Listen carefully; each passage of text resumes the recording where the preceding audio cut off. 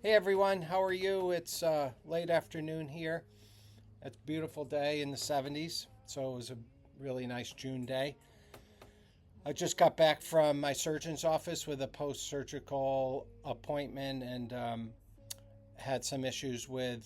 I have a nephrostomy tube that's gets changed out every 3 months for a long time now, and so it became irritated around the tube. I wanted to make sure it was not infected, so I went down there. And good news is it's not. But just going down, doing a post-surgical appointment, and getting examined. The hospital I use is about an hour away, so and I have to be there tomorrow morning pretty early to do a PET scan. You know how it is when you try to merge appointments or stack them up the same day, and sometimes that doesn't work. It doesn't work out.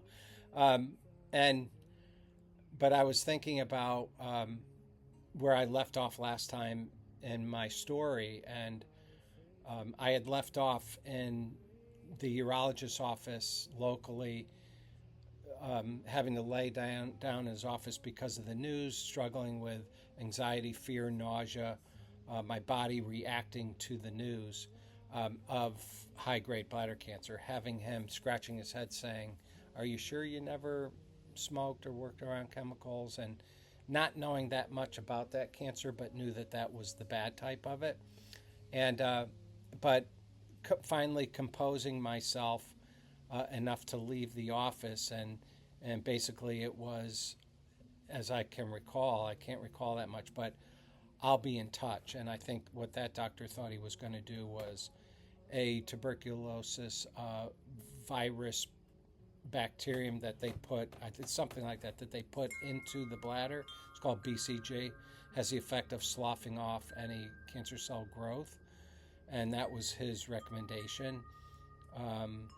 But this was after some deep tumors were in there, and I had been hospitalized for 2 nights. And so, you know how things happen, and I had before this whole event, I had heard ads on the radio that I thought were pretty neat. And I said, if I ever have cancer, I'm going to go down to Memorial Sloan Kettering, which is one of the top two cancer centers in the nation. But I thought that place sounds like a place of healing. And I just felt led to, I'm going to go down there. So anyway, as I walked out of the building, though, I was distraught.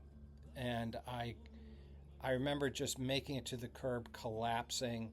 I'm the youngest of 4 kids. I was the baby for my mom, and I called her, and of course she only had, we didn't know it, but maybe 5 more months left to live. I think, when would that have been? June, July, August, September, October. Yeah, 5. And but anyway, I told her the news, and I was like, "Mom, they told me I have cancer." And she's like, "Shoot, I thought it was going to be something else. I thought it was going to be easy." And then I said to her, I just blurted out, "I'm too young to die." And she said, she was comforting, and she just said, "Well, let's take it a day at a time." But what it showed me, I didn't know it back then, but man, I didn't know how to process those tough emotions. I didn't have any tools. I didn't have any gateway. I didn't know what to do with the tough emotions of fear, anger, and sadness. Right then, it was fear and sadness.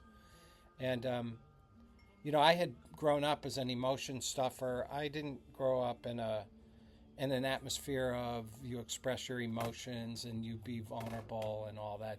To me, vulnerability was weakness. Emotions were not good. And even in the evangelical faith, I found that the message that I received, at least that I processed, was, you don't express emotions, especially tough ones, maybe joy, but you stand firm in your faith, and you don't fear, and those kinds of things. And man, I was running against that. I was like, man, what do I do then with the fear?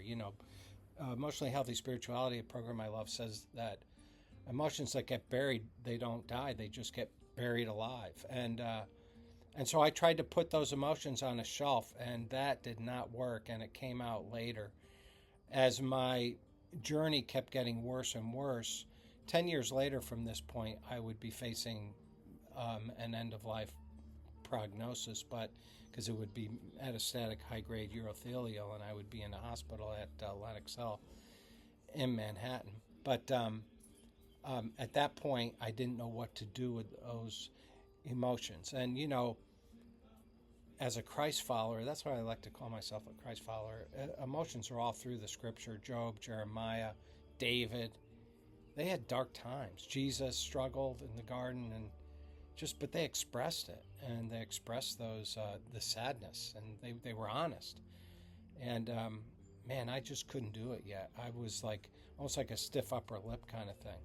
So I was going to find out that when you stuff those tough emotions like fear, anger, and sadness, you also stuff good emotions like joy. So I was like this robot guy, just working, trying to make money for my family, and put one foot in front of the other, and just keep going. And I would find out that would reap destruction and wreak havoc in my life. But so anyway, I was I was walking out of the local urologist thinking, man, I got to get to a better place. And I would do that. I would make the call very quickly. I would be down at one of the best in the country, down at Memorial Sloan Kettering, getting a cystoscopy down there on the first initial visit, and him finding more cancer inside the bladder.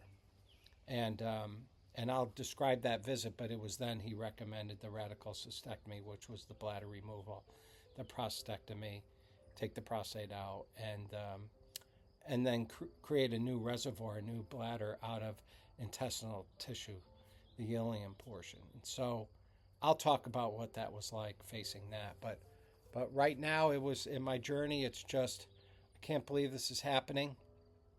As I look back now, 21 years later, I'm like, what a ride, and what a horrific ride, but also what an amazing ride, and so many things I've learned about God, myself, emotions, others.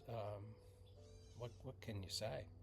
Anyway, thanks for listening, and I'm going to do another one tomorrow. Thanks. Bye.